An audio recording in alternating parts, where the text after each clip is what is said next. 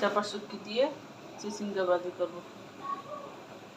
এই চিচিঙ্গাগুলো দিয়ে কেটে নিলাম। এখানে দিয়ে দিব লবণ, দিয়ে দিব একটু চিনি, দিয়ে ভালো করে কষলিয়ে নিব চিচিঙ্গাগুলো। এই যে আমি ভালো করে কষলিয়ে নিলাম, কষলিয়ে মেখে রেখে দিব।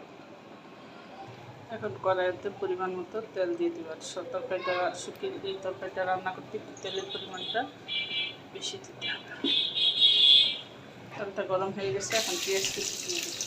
আমি পেঁয়াজ কুচির সাথে শুটকিটাও ভেজে নিব। শুটকিটাও আমি এই যে পেঁয়াজ আর শুটকিটা ভাজা হয়ে গেছে, এই যে চিচিঙ্গাগুলোকে পানি জড়িয়ে কষলিয়ে আরেকটা পাত্রে নিয়ে নিব। পানিটা এইভাবে জড়িয়ে নিব, জড়িয়ে নিয়ে নিব। পানিটা আমি ফালিয়ে দিই। পেঁয়াজ আর শুটকিগুলো প্রায় ভাজা ভাজা হয়ে গেছে। এখন দুইটা শুকনো মরিচ আমি ভেজে নিব। দেখা চিচিঙ্গাগুলোর ভিতরে চিপে রাখা চিচিঙ্গাগুলোর ভিতরে একটু রসুন বাটা দিয়ে দিব, মরিচের গুঁড়া দিয়ে দিব পরিমাণ মতো, দইটার গুঁড়া দিয়ে দিব পরিমাণ মতো, হলুদের গুঁড়া দিয়ে দিব পরিমাণ মতো, দিব একটু জিরার গুঁড়া দিয়ে ভালো করে এগুলো মেখে নিব। এগুলো আমার ভালো করে মাখা হয়ে গেছে।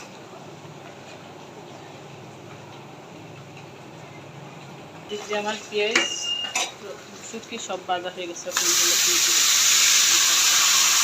এইভাবে নাড়াচাড়া দিয়ে দিব, দিয়ে ঢাকনা দিয়ে শুটকিটা নাড়াচাড়া দিয়ে দিব, দিয়ে ঢাকনাটা খুলে রাখবো। এখন দিয়ে দিব 3-4টা কাঁচামরিচ,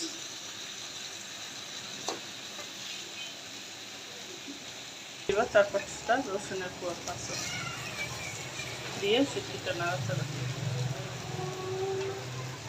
এই যে চিচিঙ্গাগুলো একবারে ভাজা ভাজা হয়ে গেছে আমার তরকারিটা। এখন ধনিয়া পাতা দিব, দিয়ে নামিয়ে নিব, নাড়াচাড়া দিয়ে নিব। এখন নামিয়ে নিব।